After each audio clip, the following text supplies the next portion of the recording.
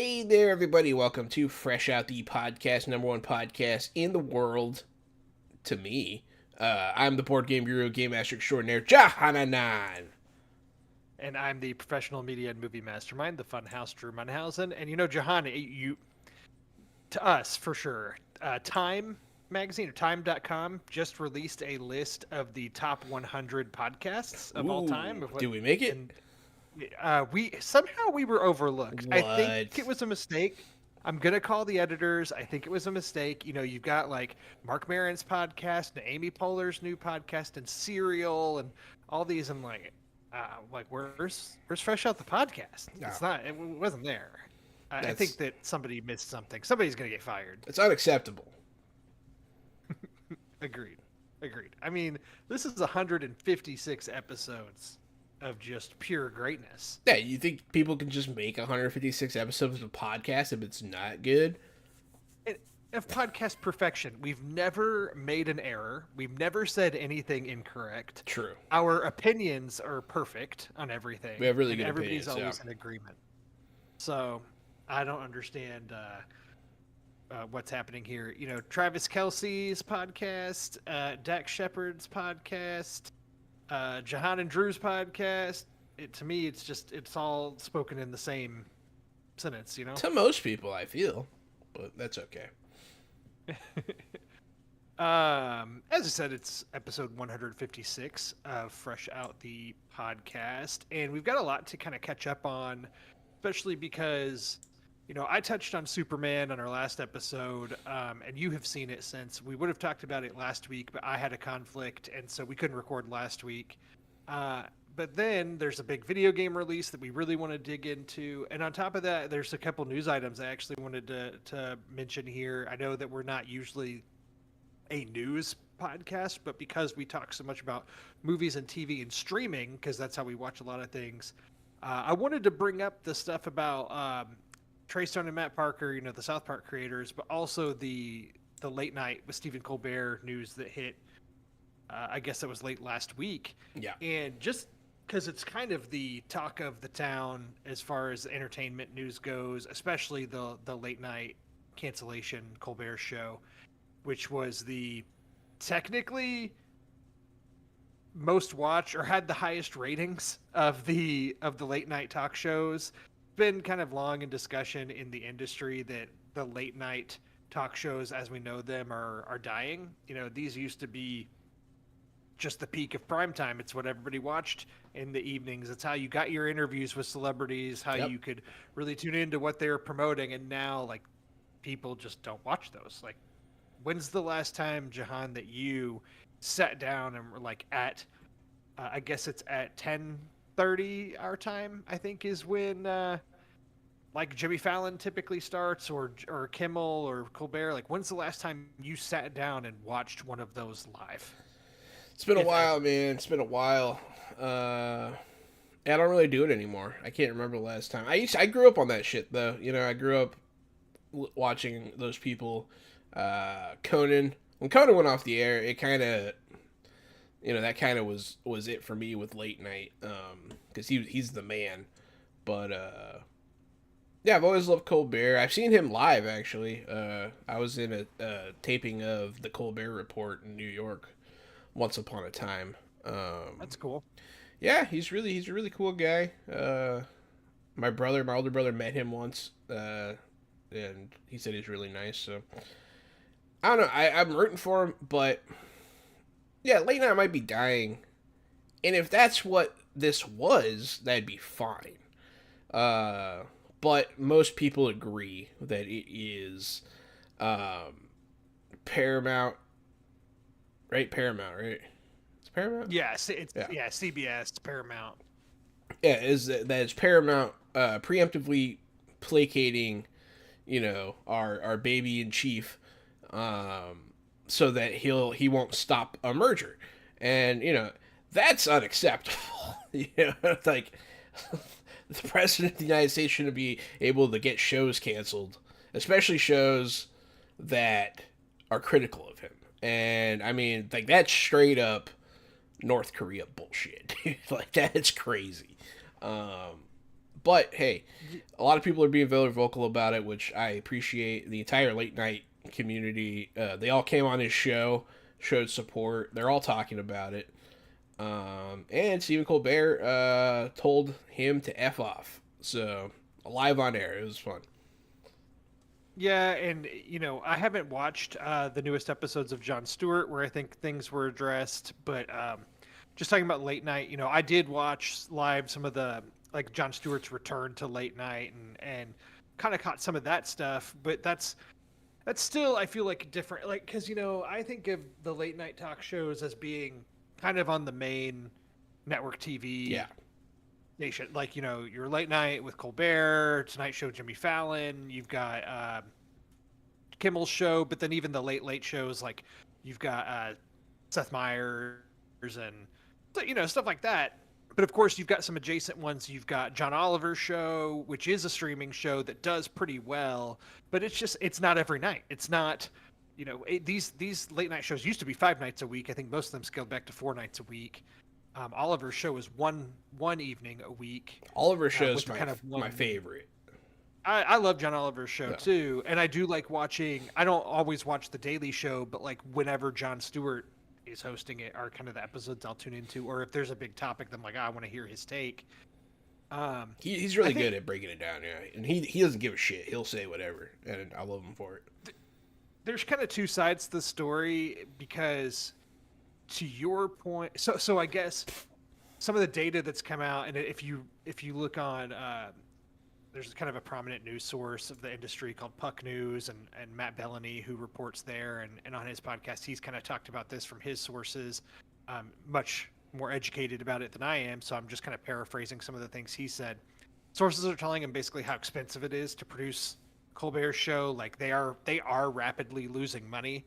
So that's, that is a real statistic. Yeah. Also, if you look at Colbert this is something that he has said too. If you look at Colbert for Paramount or for CBS, he doesn't really do anything else for them other than late night, right? Like if you look at Jimmy Fallon, he's kind of the face of NBC in a way. Like he's hosting the Macy's Thanksgiving Day parades, and he's got he's in Universal Studios. Like he's got presence in the parks and the theme parks. Like he's doing a lot for NBC Universal as a whole, other than his show, and the same for Kimmel on ABC. He's hosts the Oscars consistently and hosts a lot of different ABC or Disney specials and does a lot for them. And like Colbert doesn't really do that. He does late night and that's it. And it's like, yeah, and the fact that late night truly is kind of a dying medium. People our age are watching Hot Ones for their celebrity interviews. Or maybe occasionally catching clips on YouTube of some of these late night shows, but they're not watching them live. They're not contributing to the ratings. And I think it's a kind of a dying thing. I think it's safe to say, obviously, Colbert is the last host of late night because with the show's cancellation, it is done. Fallon will certainly be the last host of the Tonight Show. Kimmel will be the only host of his show. There's not going to be replacements for these. They are going to be gone. Yeah. They'll be kind of a relic of the past, and I think that's part of the times. It is what it is. But what you alluded to, the kind of politics of it all, Paramount has been. Skydance has been trying to buy Paramount for a while. It's in the works, but it was getting held up, and that is because Trump had, a lawsuit against CBS and Paramount for CNN interview, or maybe no, it's not CNN, 60 Minutes, I think, interview with Kamala Harris, and I don't know all the ins and outs of what he was. Yeah, the 60-minute interview, he was saying that it was edited. And that they tried to make her look better, and blah blah blah, and so so obviously their buyout wasn't gonna go through until he got what he wanted, and so they did pay however millions of dollars to him when he was wanting billion. I think it was 13, but I'm not exactly sure. It was a tiny percentage of what he was wanting, but like it was never about that. He just wanted them to admit they were wrong, so he can go to his followers and say, haha, fake news, I win. It's pathetic. Anyway, but yeah, and now this is looking like everything's going to go through now that this is done, and you can't help but think of obviously Colbert. He's very outspoken with his politics, and now he's getting canned, and you can't help but link the two together, of Yeah. course. Yeah, I I mean, mean, they're obviously going to say otherwise, but of course, but I mean, we all know. if it is just the time to end things, that's fine.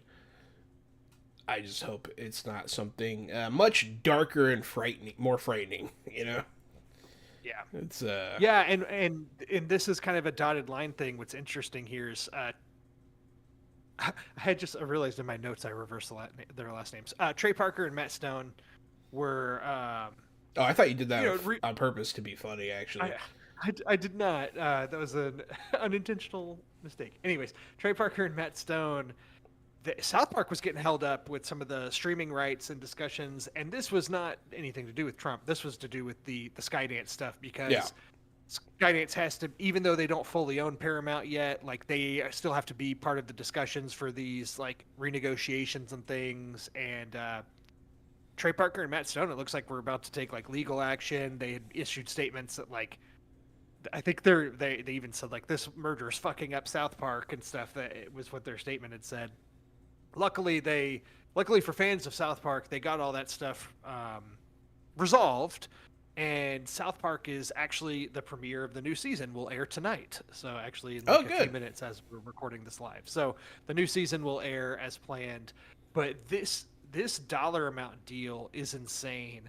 That Trey Parker and Matt Stone are basically getting paid out $300 million a year for the next 5 years. The streaming rights for South Park are worth $1.5 billion, which is wild. I mean, it's so much. Obviously, it's a huge property for Paramount, and that's been on for so long, and and it is something that talking about like late night and the shows that don't resonate with young people, like people our age are watching South Park and grew up with it, and kids now are watching South Oh Park man, still. my Still relevant. my teenage cousin loves South Park. Yeah, it's absolutely still relevant. It's still in the zeitgeist. And it's crazy because do you remember back when episodes of South Park used to air, or that you could just stream them on the South Park website? Do you remember that? No. Used to be a thing before we had Netflix streaming and all this stuff where you could just go to the South Park website and every episode was on there and you could watch it for free. Dang, that's tight. And then when I guess when Paramount or whoever, at the time were negotiating that with Trey Parker and Matt Stone, they agreed to a contract through their agents. So I'm not getting all the details here correct, but like this is just kind of in something along the lines of like they negotiated how much they would get paid for the streaming rights of South Park back then when the episodes were just being streamed online for free, and not knowing at that time how big streaming rights would eventually become down the line with all the different streaming services. And so, because they negotiated that so early, Trey Parker and Matt Stone have just been getting paid so much money over the years because South Park is such a valuable streaming property, and it has bounced between all the different services. It's been on Netflix. It's been on HBO Max, and now it's finally going home to Paramount. But ironically, Paramount, who actually owns the South Park property, is finally going to be able to air or run the new episodes on their own service because the way streaming rights work, they weren't able to do that in the past. New episodes would appear on HBO Max or whatever, despite it being a Paramount show. That's why Paramount was doing the like specials instead of seasons of TV, because that's a way they could get it on the Paramount Plus service, as opposed to running a season, because the actual episodic seasons of TV had to be on like HBO or whatever. So it's weird. Streaming rights are super weird. They're getting paid lots of money. It's all relevant now in the world of entertainment and just how strange everything is in this world that we live in. Yeah. Well, I wish the best for them. They seem like awesome dudes. Yeah, and I'm looking forward. I'll watch the new episode tonight, probably after we're done with this. I'm gonna cozy up in my bed and turn on the TV and watch a new episode of South Park. I got some reading to do, so I might do that. But yeah, I'll definitely watch it soon. I really want to get into Donkey Kong Bonanza, but first I do want to touch on Superman because you got to see it. and I this is a did. I huge did. movie still right now. We're on the eve of South Park, or not South Park. We're on the eve of Fantastic Four coming out in theaters. That's about to happen. So Superman is obviously still a huge movie of the summer, but talks are going to switch to Fantastic Four here really soon. So I did want to get your quick take on Superman before we dive into Donkey Kong just off the top. Superman was very good. Uh, Definitely my favorite Superman movie, which is, I mean, that's awesome. That's what you want from the new Superman movie. Probably, if not the best, one of the best superhero properties or movies rather since Endgame. Um, Definitely in the top three. I would probably say number one, but some people talk to me about like Guardians 3 and like blah blah blah. I'm like, you're not The wrong. ones the ones that get thrown out that I've heard are like Guardians 3, The Batman, The Suicide Squad, or Across the Spider Verse are kind of the ones Shit. that get thrown out there with it. I'm Across the kind of Spider with you. Verse. Man, the Suicide Squad was top tier, dude. It's one of my favorite I things. think I But still like Superman better. Superman is so good, man, and it had all that James Gunn flavor. Um, it was visually very entertaining. Superman worked. Like, I don't have a lot of those complaints I normally have, where it's like, Superman couldn't do this. Like, how does he, like none of the like weird superhero physics happened. No cheesy slow mo. It was just a solid movie with a solid storyline, some good humor throughout, and some really fantastic characters. Hawk Girl, Guy Gardner, and Mr. Terrific. Mr. Terrific kind of stole the show a bit. Um, This is a thing that Gunn's really good at. I feel like because he's done it in like I mean, look at the Guardians yeah, movies, right? We went from people going, "Who are these guys? Why is Marvel making this when they haven't made like a Blade movie or whatever like more prominent characters?" But now, thanks to Gunn, it's like Peter Quill and Groot and Rocket Raccoon are now household names. yeah. And he also has a way of being like, man, I'm going to see a Superman movie that's got a Green Lantern in it and Hot Girl and yeah and Superman, and you walk away going like, man, Mr. Terrific was pretty cool. Like Mr. who Terrific. like who? It's an obscure character that now people are going to be like, that guy's awesome. I'm glad he's bringing him into the mainstream. He's one of the. He's a really good character. Um, it's nice. It's nice to see them highlight black superhero. And no one could be like, why'd they make him black? He was always black, so deal with it. He's a fantastic character, and I just thought he was cool. I liked the way he talked. I liked his power set. He's like a genius. He has these robots. It was very visually pleasing. The Forest Field music video fight scene on the beach with Lois Lane was like one of the highlights of the movie. It was fantastic. This movie it wasn't just good. It also had a lot of good messaging. Uh, Definitely the best Green Lantern to ever be on the big screen. Uh, Hot Girl One was of the things wonderful. I think one of the things in hindsight that I really like about this movie is in past Superman movies, you have Superman as like the only hero and he's Superman, Yes. right? Like most of it is him like essentially being invulnerable, dealing with whatever drama, maybe at the end gets into a fight where like he isn't I feel like it's something they struggle with. It's like kryptonite, Lex Luthor's making an island of kryptonite, or Lex Luthor's doing, Oh, like it's the same shit. the first Yeah. Superman, the Richard Donner Superman, it's like a world event, like earthquakes and stuff, and he flies around the world really quick to reverse it. Like it's not a villain. And this movie opens it's clear you're in a world full of superheroes, Yeah. and so a lot of them are really strong. And Superman's just getting the crap beat out of him, but he rejuvenates in the sun and then continues on. But like he can get beat up. He can lose a fight. He's probably not gonna die, Yeah. but like I don't know. It just felt like this world full of heroes, he's just like a part of it. It's not like he's the hero. Yeah, At I least mean, not yet. that was probably one of my favorite things about it. This James Gunn's really good at making the world feel alive, lived in.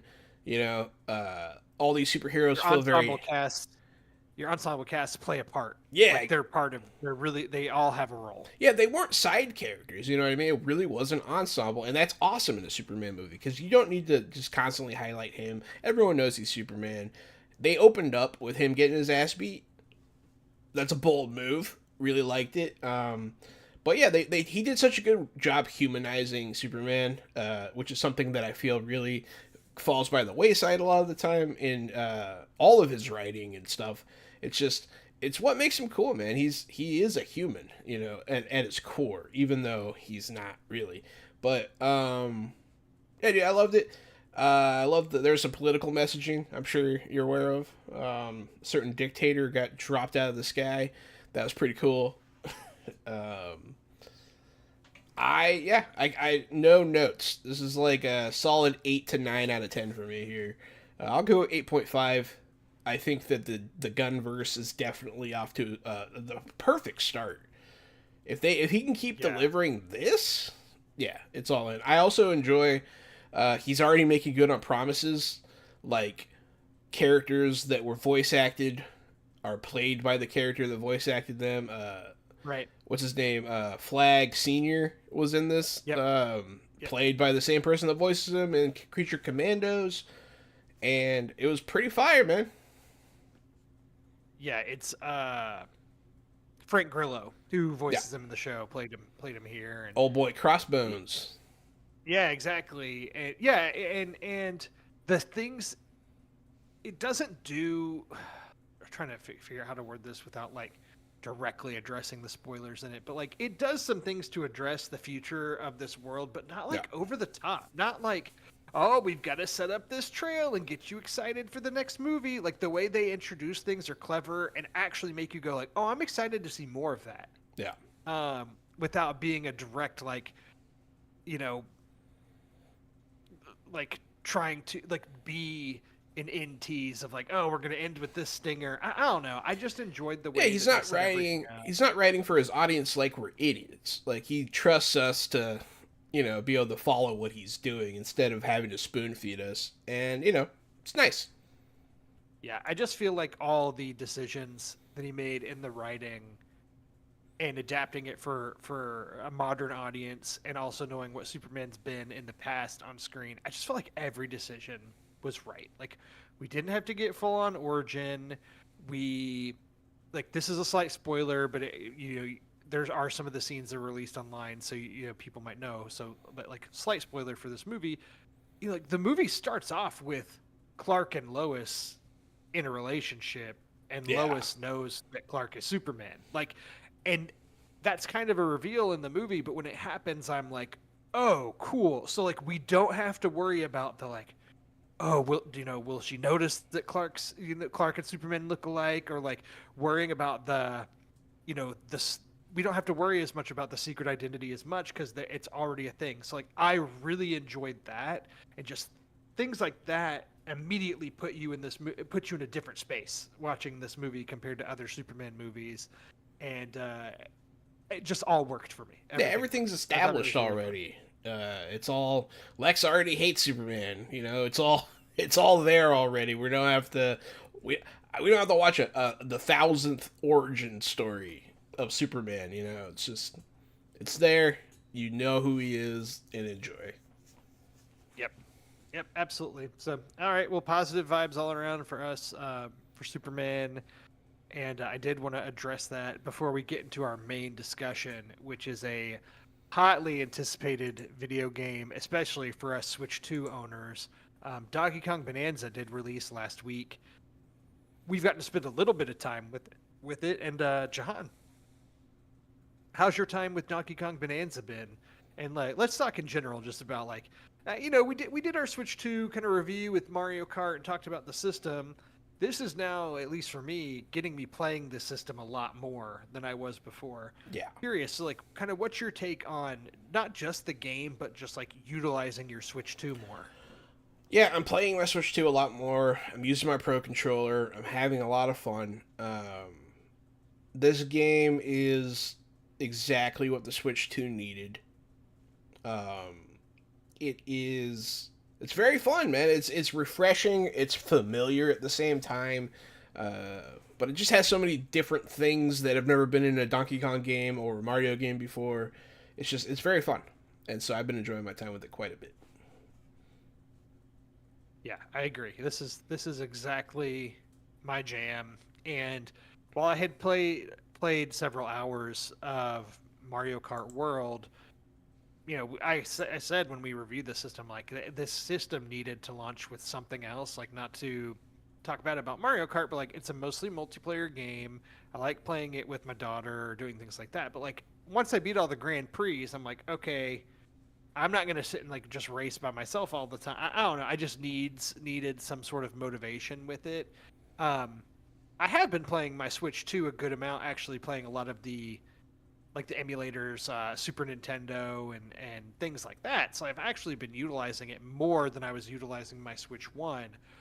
But Donkey Kong Bonanza dropped, and boy, I have sunk probably. I think the counter on my Switch is showing I've put just upwards of 25 hours into Donkey Kong Bonanza already, and this is a game that launched less than a week ago for Yeah, us at the time of this recording, because pretty much every hour of like any break I had over the weekend, any evening after my kids go to bed, in the mornings, sometimes I'll be up earlier, have time before work. I can throw in an hour here, playing it handheld on the weekends while watching kids. Like, I've been pretty much every spare minute I have been playing this game, and I love it. It's hooked me pretty good.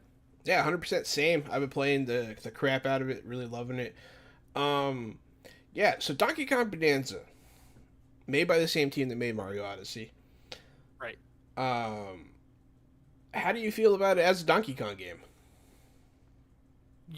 I've been so I have always been a big fan of like kind of your collectathon games when it's manageable. Yeah, And like I loved Mario Odyssey. I love any of the 3D Mario games. Like those are just my jam, and I wish we got them more often. Odyssey, we hadn't had one since I think of a true 3D Mario game since Super Mario Galaxy 2 back on the Wii. We finally got Mario Odyssey. It was great, and that's been 8 years ago yeah, almost. So I'm so glad we have something, even though this isn't a Mario game, it's definitely sits right alongside it and in the same conversation, and it's just as good, if not better, than that. And I've always liked the old school Donkey Kong games on Super Nintendo. Obviously, I do have nostalgia for those. I didn't actually own a Super Nintendo as a kid, but I always like any friends that had a Super Nintendo typically had Donkey Kong, and I would play it at their house. Donkey Kong yeah. Country. I did own Donkey Kong 64 for Nintendo 64, which is pretty Classic. divisive. Yeah, I love that game actually, and a lot of people. There's a lot of complaints about it because it almost had too many collectibles. There was so much. I loved that game, and I think even as a kid, I like 100%ed it, which is a difficult game to do that in. I got everything and played that game so much.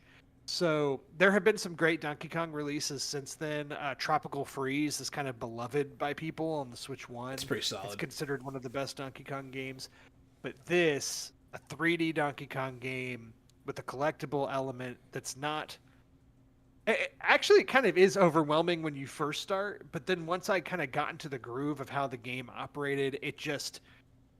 I was so comfortable with it. I Yeah, think when you first start off the game, it's a little overwhelming of like, okay, my A button jumps, my B button punches downwards, my X button punches upwards, and my Y button punches in front of me and around me. Like you kind of have to. It did take me a minute to really get used to the destruction physics in the game, but it's cool. He has like a scan, essentially, where he claps his hands together, and you get kind of a radar sense and can see where things are. And when you get in that first level and you use your little scan and you see the outline of a banana through the wall, you're like, okay, well, how do I get to it? And you realize you can just punch straight through the wall and get to it. You're like, oh snap, this is really cool. And the worlds just keep getting bigger and crazier, and there's so many different gimmicks. And when you get the transformations, there's so many different ways to platform and get stuff. Or if you think something's out of reach, maybe you can maybe you actually have the tools, you just have to realize how to use them right. But nothing is too difficult, at least so far. Like I've pretty much been able to figure anything out that I wanted to get to. Yeah. It's just everything about it is satisfying. Very much so. Yeah, there's so much to do, which I appreciate, but I feel like it doesn't make it overwhelming. Much like in Tears of the Kingdom, there's just something to do all over the place. You can get it all done though. Um, this is definitely, I would say without a doubt, this is the best Donkey Kong game, and I definitely would also say Donkey Kong Bonanza. I'm enjoying a lot more than I did Mario Odyssey. Mario Odyssey was good. I don't know what it is about this game. It's just so much fun. Being able to punch through everything is excellent. Those physics make it into all the combat and the boss fights. Some of them have rock parts to rip off. You can do rock surfing and like all this other stuff. There's so many interesting elements to this game that keeps the gameplay. It has a good gameplay variety, so you're not. It doesn't feel monotonous.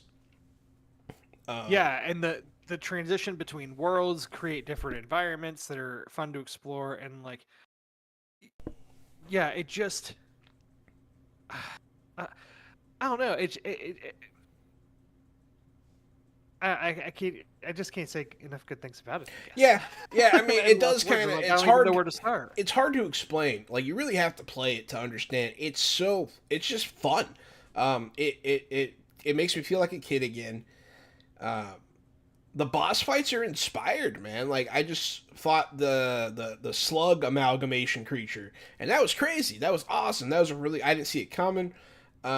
This game is very much, I think, another Nintendo masterpiece that will stand the test of time. And um, I think this is the exact reception and just the absolute win that the Switch 2 needed at this phase in its cycle. Because now, I can say without a doubt, getting a Switch 2 is worth it. Donkey Kong Bonanza is worth it. I mean, not saying not everybody has that money lying around, but if you're in the market for a console, this one is fantastic, and I want to go play it right now just because we're talking about it. Yeah, and I think a big difference between this and comparing it, like, I get this is a Donkey Kong game and we keep comparing it to a Mario game, but they're made by the same, the same developer, as you said, and you can see similarities just in the platforming and how these games kind of operate. With Mario Odyssey, you're collecting stars or whatever it is in that game, and as is typical for these 3D Mario games, and a lot of times there's things that are out of reach that you can't get for now. You got to go, leave, come back later, do that. And I did a lot of that with Odyssey. There can be some really challenging platforming elements in those games too, but I did beat Odyssey, as in like I beat Bowser. I beat the final boss. It's not like I went and collected every star. There's a ton in that game. With Donkey Kong Bonanza, as of right now, it's like I will play through a few levels and then I will go back to those, and like I have gotten every banana and fossil available to me in probably at least the first 7 layers of the or 8 layers of the world. I think there's a total of like 15 or so layers in the whole game, and so I've gone back and gotten as many bananas and things as I can.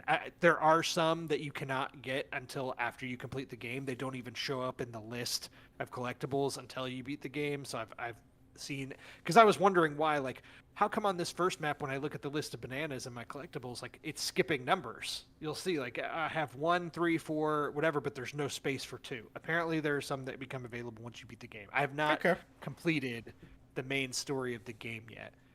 But I think this is a game that even once I beat the main story, I am going to take the time to go back and collect all those things. This game's out at a perfect time. I don't really have anything else that I've been playing. I've really been waiting for something like this to come along.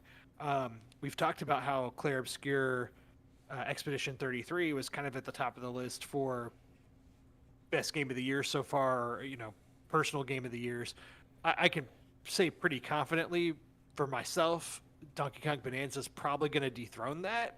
I'll have to see once I see it through, but I mean, Clair Obscure will be in the conversation for me. But Yeah. this is just such a Drew game, and to your point, the destructive physics of it it has that typical Nintendo cartoony look, right? There are games on my Xbox and PlayStation that, from a graphics perspective and from some gameplay capabilities, kind of blow this still technically blow it out of the water, like from a technological standpoint. But you can tell, despite the kind of cartoony nature of this game, with all the destructive physics and what you can do in this game, this feels like the most next gen Nintendo game I've probably played Yeah. because of that. I mean, the thing you can best compare it to is something like Tears of the Kingdom, which is a huge world and there's so much to do in it. I need to go back. We've talked about the Switch 2 patches and updates for those games that make them even better. And I need to go back and revisit those games. And I actually plan to once I finish Donkey Kong. I think Zelda's kind of next on my list.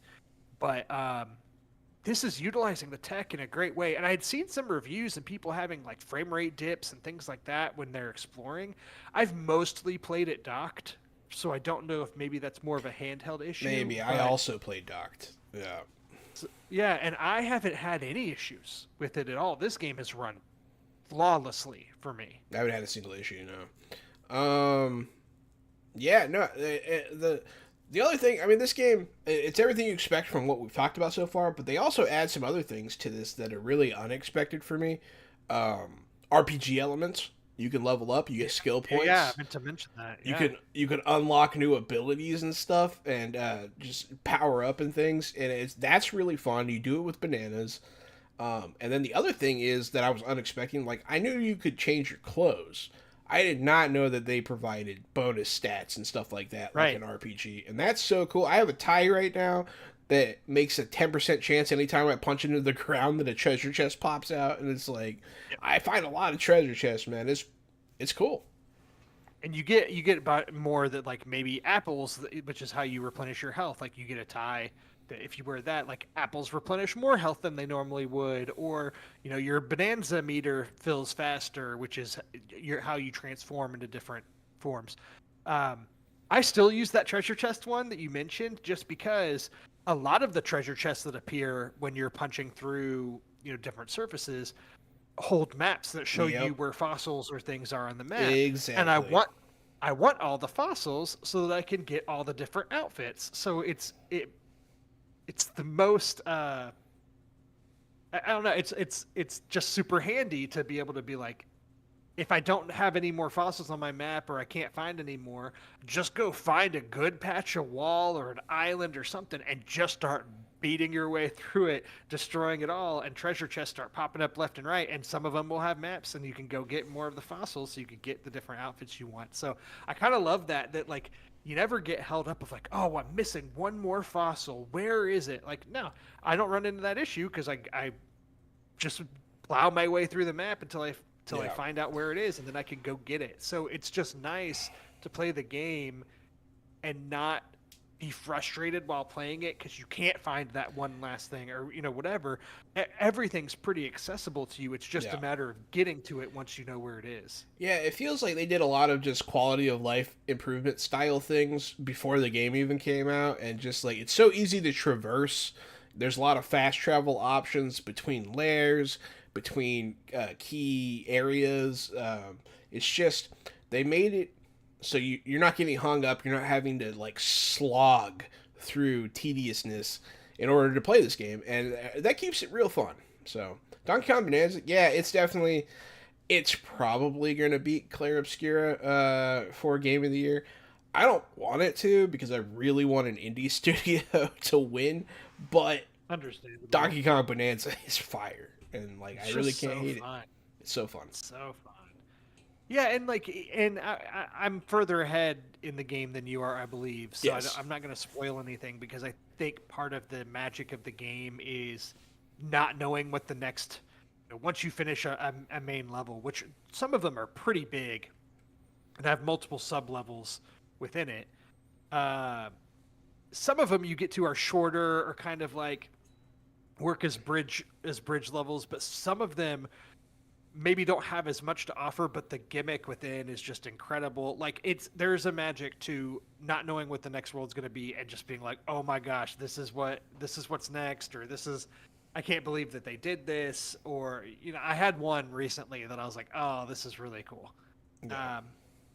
So it's just, I think it's fun to just experience it that way. And I feel like right now it's almost like I have a little bit of guilt almost playing this game because I wish that all my friends or everybody that plays these types of games could play it. But the fact of the matter is, the Switch 2 is still like, it's not in the hands of that many people. I think they just said it's already the quickest selling console of all time, as far as how long it's been on the market, as fast as it's selling, which is incredible. Yeah.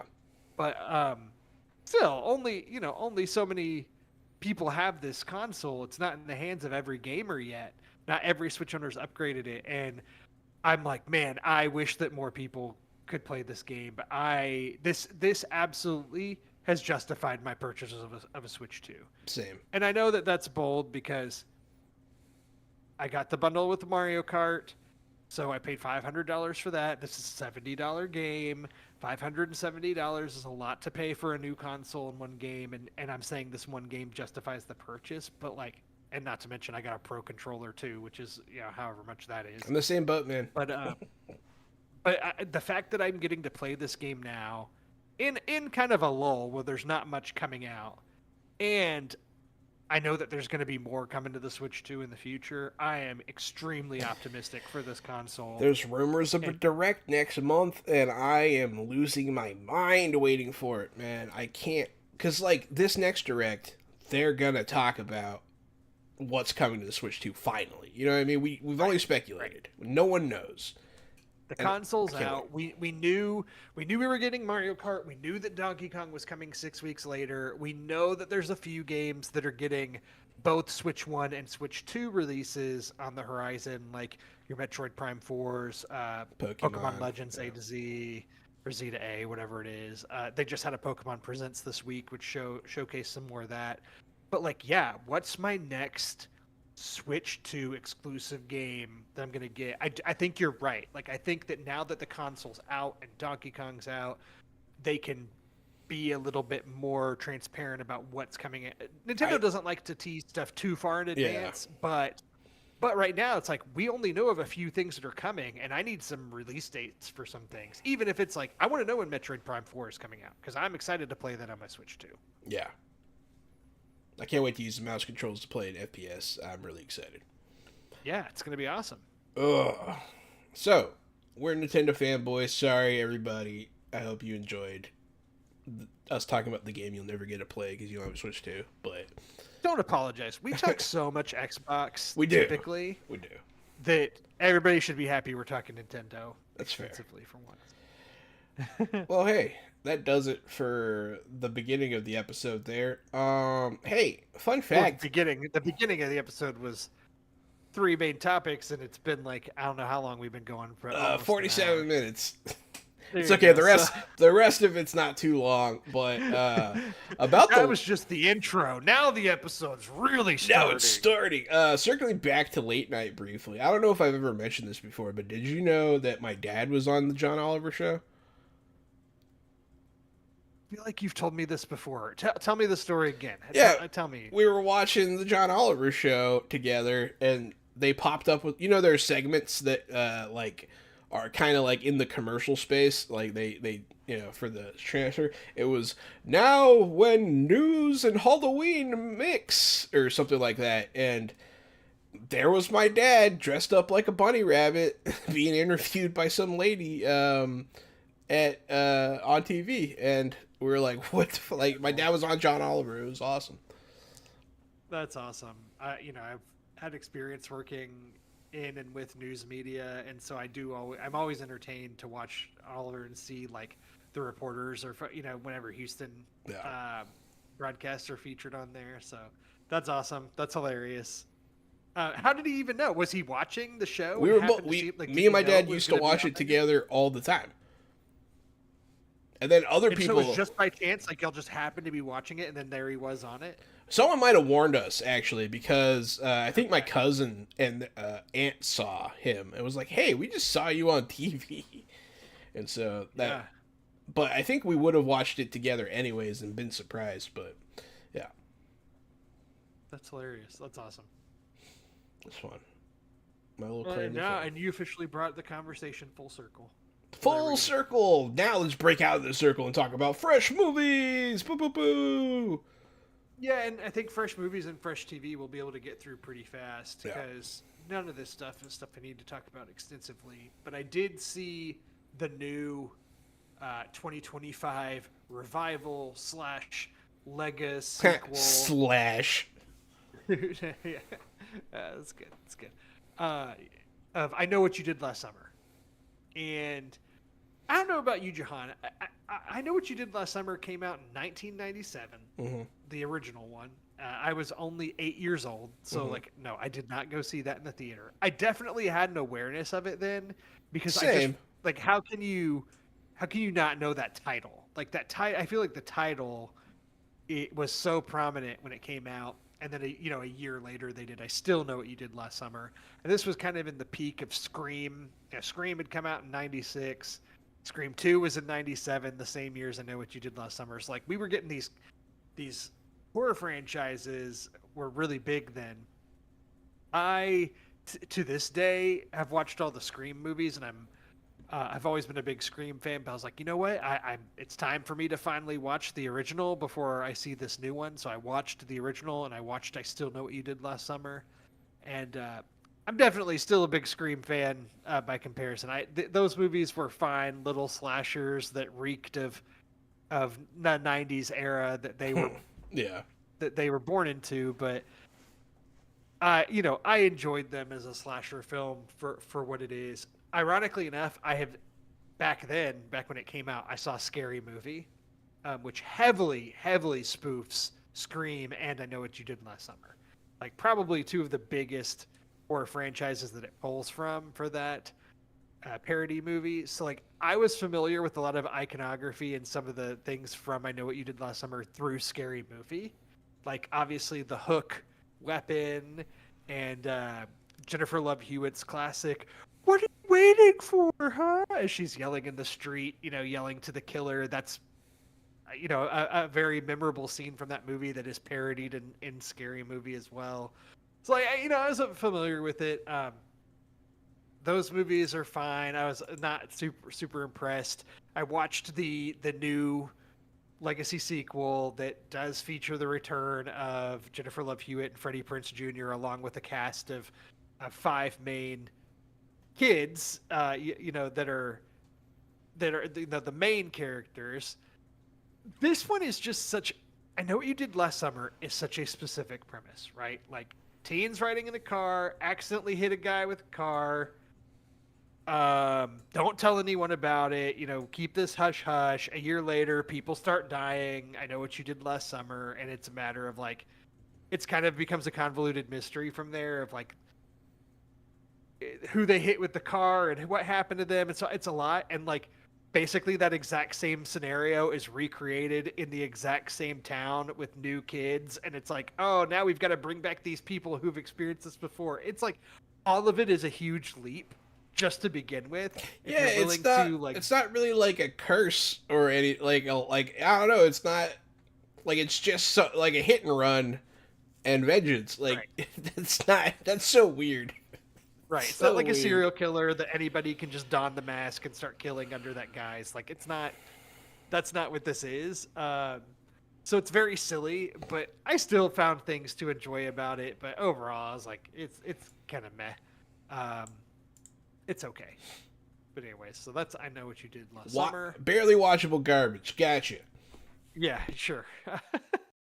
um, I did rewatch Happy Gilmore on Netflix. I don't know if you know, John. Happy Gilmore 2 is coming out on Netflix this Friday. This I week. did So, know it was coming out. Yeah, I'm a big so I Happy did. Gilmore fan.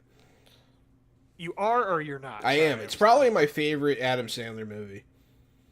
It is not my favorite, but I think I'm a Billy Madison guy for sure. So's But Jen, man. Billy Madison's good. Billy Madison it, honestly might be better. I just really like Happy Gilmore. I was watching that movie over and over again before I was even old enough to understand most of the jokes in it. That is a movie that I can pretty much quote every scene, every line in that movie. Like I know by heart. I've seen it so much. Um, Yeah, that's more I Happy Gilmore definitely for me, man. I watched that so much growing up. and I love Happy Gilmore. I've seen it, a dozen times probably, and I had a good time rewatching it. I'll say that. I still think it's pretty solid. It's a fun I movie. watched it So fairly many. recently too, and yeah, it absolutely holds up still. Yeah, it's good. I'm glad that I watched this before the new one comes out because I'm a little nervous for the new one. I just expect it to be like a big cameo fest. There's going to be so many people appearing in it. Yeah, Like, is it even going to be much of a movie? But I hope that they have like a fun idea for it. I'm interested to watch it and see Adam Sandler return to one of his most classic movie characters. absolutely. So I'm definitely intrigued. But it was a nice little nostalgia bump to go back and rewatch this movie. I'm glad I had an excuse to. And then, John, have you watched the Riddick franchise at all? The Chronicles of Riddick or Pitch Black Oh or any of yeah, those? oh yeah. I'm a Have you big seen fan, all? buddy. Oh Have you yeah, seen all three of them? oh yeah, many times. Okay, so I had not seen these. Yeah, I was familiar with Pitch Black. I'd actually seen parts of Pitch Pitch Black Black. is fire, dude. I had never seen the Chronicles of Riddick, Chronicles of and Riddick is so kind of meh. It's kind of dumb. I'll say this: full transparency. I watch a lot of movies. We all know that. Yeah, I talk about a fraction of those on this show. yeah, More than a fraction, but I don't always talk about all of them because sometimes I am watching through franchises or watching things that I'm like, it's not that interesting to talk about. I did want to bring this up because I watched Pitch Black and the Chronicles of Riddick. you keep And what it you is kill, buddy. You keep what you kill. it's such an interesting look back at Vin Diesel in particular, who now we associate as being like obviously the Fast and the franchise, Fast in the Fast and the Furious franchise, pretty franchise much. became kind of his big thing. He is out there shouting "I am Groot" a lot too. We know that's happening, but this is such a different era where obviously with Pitch Black, Vin Diesel's not even the main character. He absolutely blows everybody off the screen, and you watch it, and you're like, this guy has mega movie star energy, and I take Vin Diesel for granted now. I'll say that. Like he's Dom Toretto to me, and the recent Fast and the Furious franchise entries really haven't done much for me. Probably since 7. Yeah, Um, I've been a little bit under enthused by them, but yeah, I still go see them all. But like, Vin Diesel, he's just become the guy that's like, he's feuding with The Rock, or he's in these movies, and he's like this beefy guy. He's getting older. You watch Pitch Black, and he's like muscular and lithe, and he's got this voice, and you're like, man, this guy rules.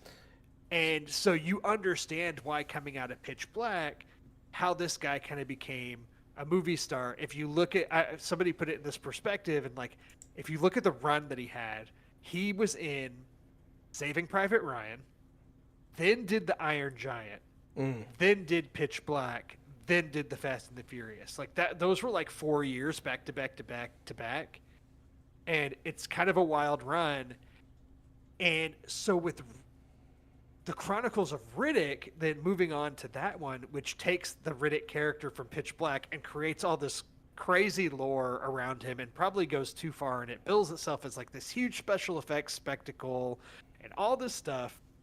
And it's such a product of the time. It's just crazy because if you watch that movie, you're like, I get it. This guy, Vin Diesel, has the craziest movie star energy. He was absolutely the peak of his career, where they were like, you know what? We can make this crazy sci-fi spectacle around this guy because he is a true movie star back in 2004. And I think he just had to be there at the time. I agree with you. That movie has problems. I still think I had a very fun time watching it, despite how silly it is. But still, like, it's crazy looking back at how much of a star Diesel was at that time and where he was in the early 2000s compared to now, because I know he did that Bloodshot movie that came out right before the pandemic and then kind Yeah. of got lost in COVID. It was one of the movies that was like in theaters when the world shut down, and then like kind of quickly came to premium video on demand. And again, I think that movie got lost, and that's like probably the last solo Vin Diesel movie that really came out. And I don't know if you could really build a movie or a franchise around Vin Diesel at this point. Like it just seems like he's going to be Groot and doing Fast and the Furious movies until he can't anymore. I'll be interested to see what his career ends up being So in his as he gets older. so let me get this straight. You watched Pitch Black and the Chronicles of Riddick. You have not watched the third movie. I have not. It is next on my list to watch. I'm going to watch it. Ooh. I have not watched it yet. Ooh. I've heard it's good. It's probably my favorite of the three. I was going to say, I've heard it's definitely an improvement over the Chronicles of Riddick. I would say Riddick, Pitch Black, and then Chronicles is probably the order for that for me. So, Well, and it's here's the thing too that's kind of interesting. But sorry to talk so much about the Chronicles of Riddick. I will talk about this forever with you. A movie in which the most recent entry came out like 12 years ago. I think it was Something like a like that, 2013 movie. Here's the thing. The Chronicles of Riddick came out in theaters when I was 15 years old. I don't know how I didn't see it in theaters because it was absolutely marketed to me. Oh, I definitely saw it in 15-year-old who theaters, liked sci-fi buddy. and stuff. I somehow missed it, but I do remember that movie, like the trailer and stuff, being everywhere. And it might have just been whatever I was into at that time, whether it was comic books or watching like Dragon Ball Z or whatever I was doing when I was 15. Like that's where they were showing trailers and commercials for the Chronicles of Riddick. And I just remember it being like a huge movie in my head. And it is funny to go back now and be like, oh, it was kind of like a box office bomb. Like it didn't, it did. It had a really big budget compared to Pitch Black. It did not make back its budget. It was kind of like critically not super well received. Like, people had issues with it, but like in my head, that was a huge movie when it came out, despite me not seeing it. And now I understand what it is and how it came. Yeah, I don't know, man. They took it in a weird direction. After Pitch Black, like you said, they made a lot of lore. They brought in space vampires and elementals and like all this weird shit when they should have just kept it at like Firefly level sci-fi with guns and stuff. And in the third movie, they kind of bring it back to that. And They scale it back a little bit. they scale it back a lot a bit, and it's really good. They are still there are talks about doing a fourth one. I would watch it, dude. They keep Vin going Diesel, back and forth on. for me, will always be Riddick. So that's the difference. Like I'm not really a Fast and the Furious guy, so he will always be Riddick to me. It's fair enough. That was it. That's it for me for fresh movies, and I don't even have any TV because I've not been watching TV because I just keep playing Donkey Kong. So tell me a little bit about your fresh TV of the week, John. My fresh TV, I've been eating some anime, dog. I've been all up in it. I'm getting back on my anime shit. I love anime. So I watched the entire second season of Solo Leveling. So Solo Leveling season 2. This is like a reverse isekai style anime. Takes place in the real world. I only recently realized it takes place in Korea, not Japan. And essentially, all these gates start opening up all over the place that lead to a fantasy world, in which there's monsters. And if you don't go kill the boss monsters in there and close the gates, they can come into our world and fuck shit up. But a percentage of the population awoke as hunters. Essentially, they have RPG classes. None of them look at it that way. They don't treat it that way. It's not a video game to them, but they're healers, mages, all that kind of stuff, and they're ranked S through E. And this is all about an E rank that, through some events he becomes a part of he joins into the system as a player, which no one's done before. No one really knows what that is. No one even knows there's a system. And he learns that he can level up. He's the only person that can get stronger. No one else can actually get stronger. And so the second season, he's very powerful, the main character here. He's learning all these new powers, and he gets pretty overpowered. He gets pretty strong, but they still keep it very interesting with his struggles and whatnot. Solo Leveling Season 2, beginning to end, very interesting, very exciting, very fun, and I really can't wait for Season 3. If you're into fantasy style animes, check it out. It's on Crunchyroll, so that's not accessible to everybody, but hey, it's there. The one that is accessible to everybody, pretty much, I mean, if you got Netflix, Dan to Dan. This is a pretty new anime. They dropped season 1 like a year or two ago. This is your typical like high school style anime, but this one is all about aliens, ghosts, and cryptids, and how they kind of mesh. The main character this one is starting to kind of breach the culture too. I would say I'm is. not a big anime guy. You talk about it a lot on the show, and I do. You know, I know of this show through you talking about it, but I have started to see mentions of Dan to Dan in the other like pop culture publications or different things I look at. Like I know this one is kind of permeating Yeah. like the cultural zeitgeist. These two animes are some of the biggest animes right now. Dan to Dan is probably one of the best animes to come out in a while since Attack on Titan, I would say. It's really fun. It's got a lot of silliness to it. It's got some really dark shit. Trigger warning for like sexual assault and stuff. Stuff happens. It's not, you know, those parts are rough. But this anime, I don't know, man. Like, you go from like alien shit, like alien conspiracy theories, translating into real shit happening. It's like, oh, it wasn't an alien, it was this. And then on the side, you get these really fucked up ghost stories about really tormented spirits and having to deal with them. And it's just, it's pretty much everything I want in an anime. I really enjoy like occult style stuff. I really enjoy like aliens, not in the sci-fi sense, but in like the like Roswell sort of, you know, Greys kind of thing, and they kind of touch on that stuff. And it's just it's just a really fun, exciting, action-packed sort of anime, and it's different.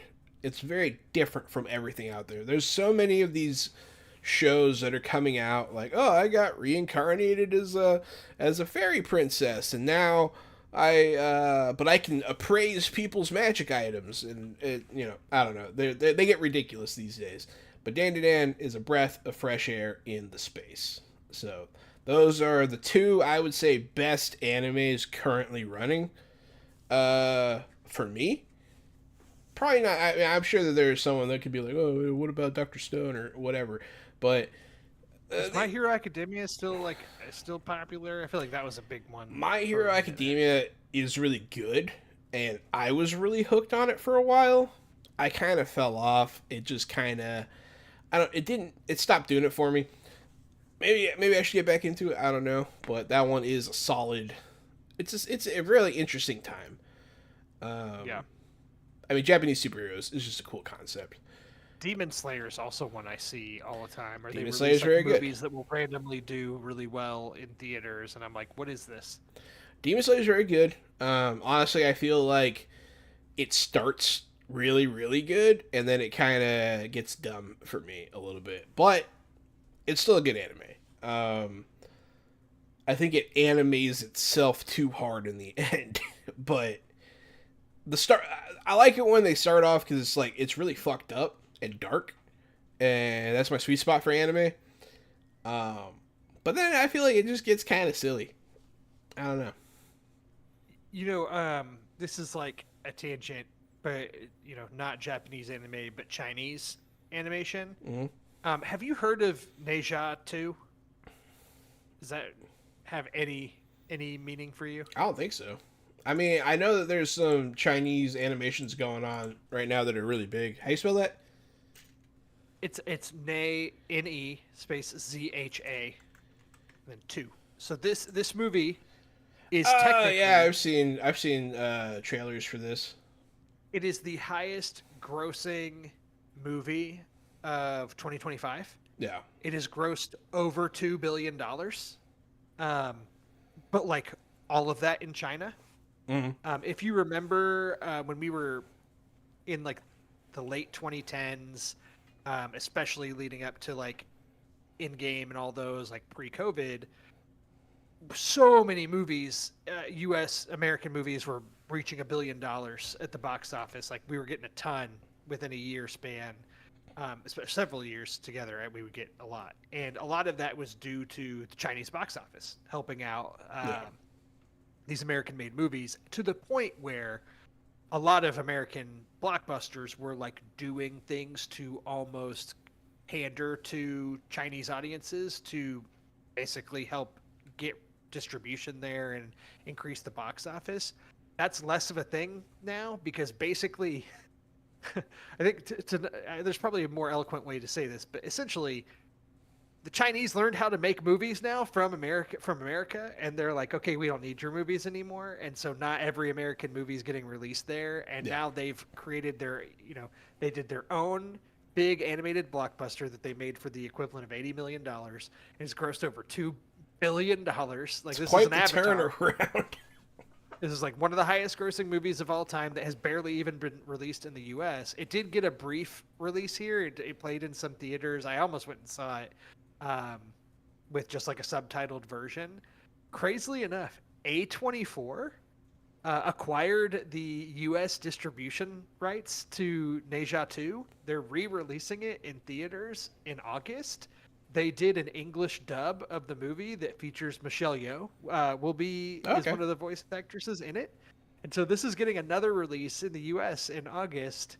It's like the highest-grossing movie of the year. Just half the people, or probably a majority of Americans, have never even heard of it. But it is going to come out here. I just I've thought that seen the was interesting. trailer before, and I meant to see it. It looked really good.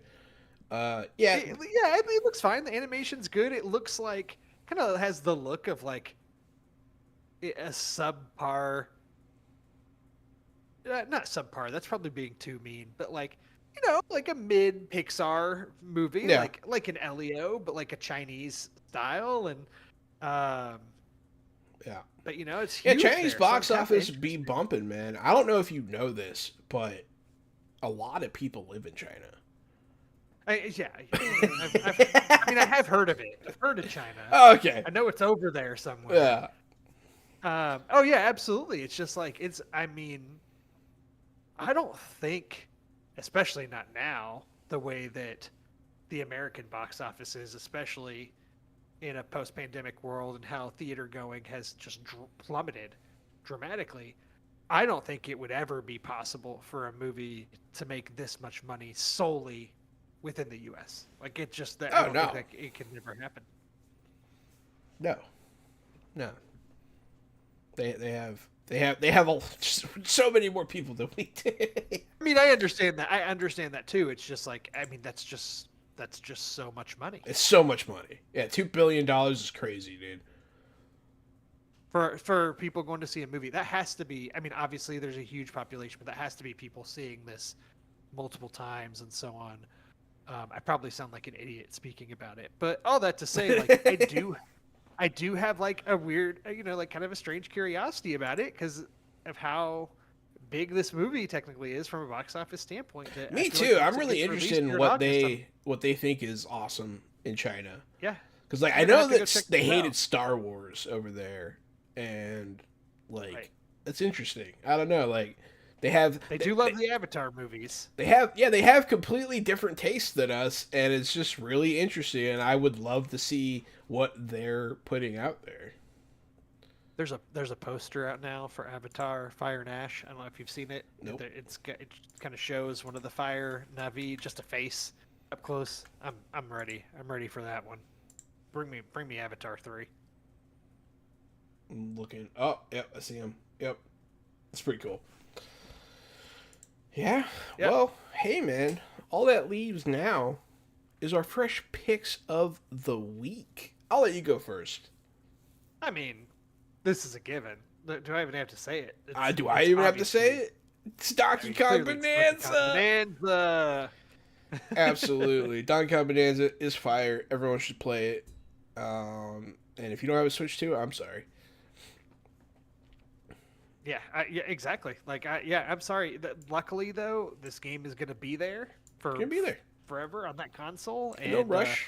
anybody, whether it's in a year, whether it's in 2 years, whether it's in 5 years, pick up that console, grab this game, and enjoy the experience. It is a.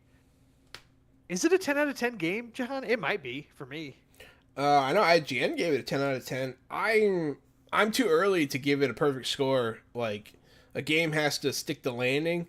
You know what I mean? But it's definitely at like a 9 for me so far. I love it. We'll see how it progresses. We'll see how it ends, and then I'll be more comfortable giving it a 10 out of 10. But it's one of the best games I've played in a while. So, Agreed. Agreed. well, hey everybody. Thanks for listening to Fresh Out the Podcast. Thanks for being a part of our bromance, and thanks for loving me unconditionally. I am the board game guru, game master extraordinaire, Jahananan. I am the professional media and movie mastermind, the Funhouse Drew Munhausen. This has been episode 156 of Fresh Out the Podcast. Thanks for listening, That's all I everybody. got. Stay fresh.